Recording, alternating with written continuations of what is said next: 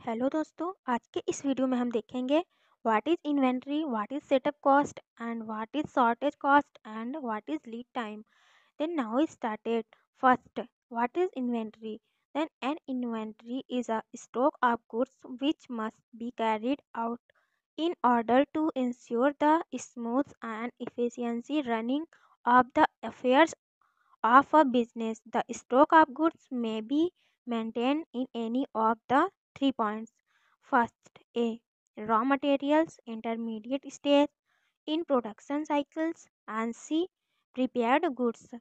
तो हमारा इन्वेंट्री को हम इस तरह से डिफाइन कर सकते हैं कि यह हमारा एक स्टॉक होता है गुड्स का, यानी जो हमारा एक तरह से कह दें कि हमारा जो स्टोर रूम में सारा जो सामान होता है उन सभी चीज़ों का ये एक स्टॉक होता है.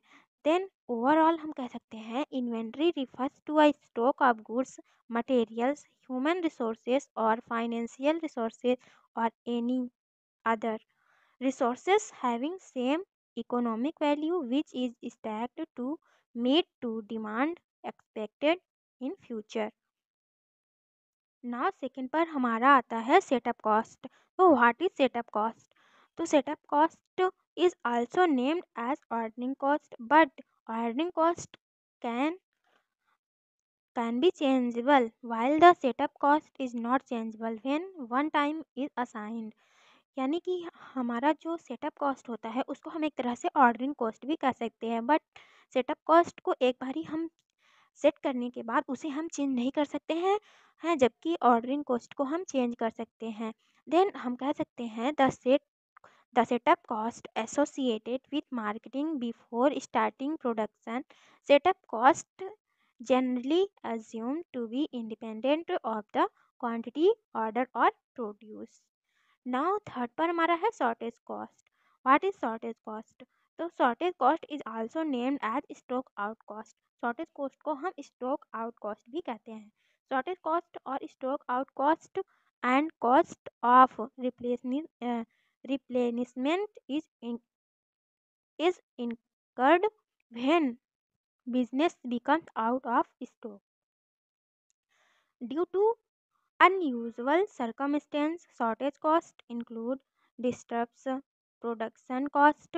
First, cost increase due to non-working and human resources.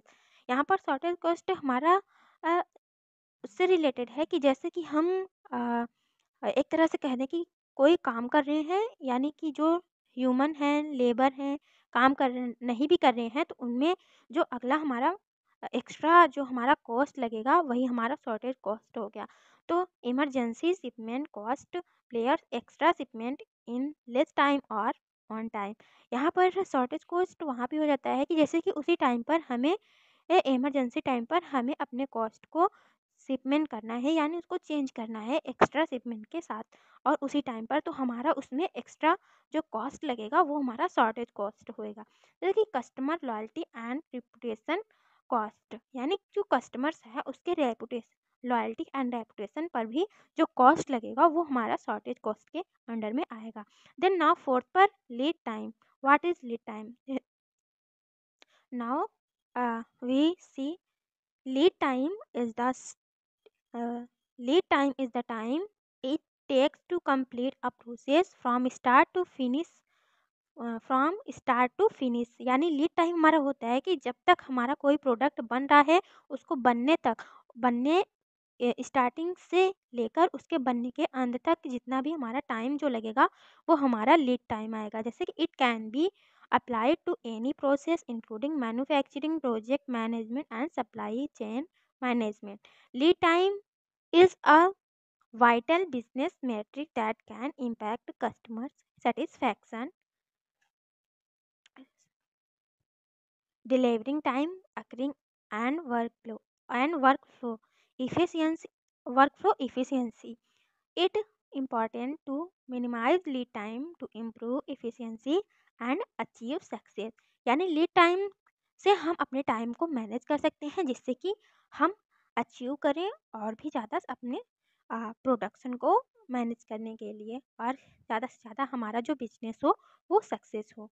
तो ये हमारा सारा डिफाइन हुआ। इस क्वेश्चन पर based define the following terms पर जो हमारे ये टर्म्स थे, पहला inventory, second setup cost, third shortage cost and fourth lead time. तो आई होप आपको ये डिफिनीशन समझ में आए होंगे। धन्यवाद।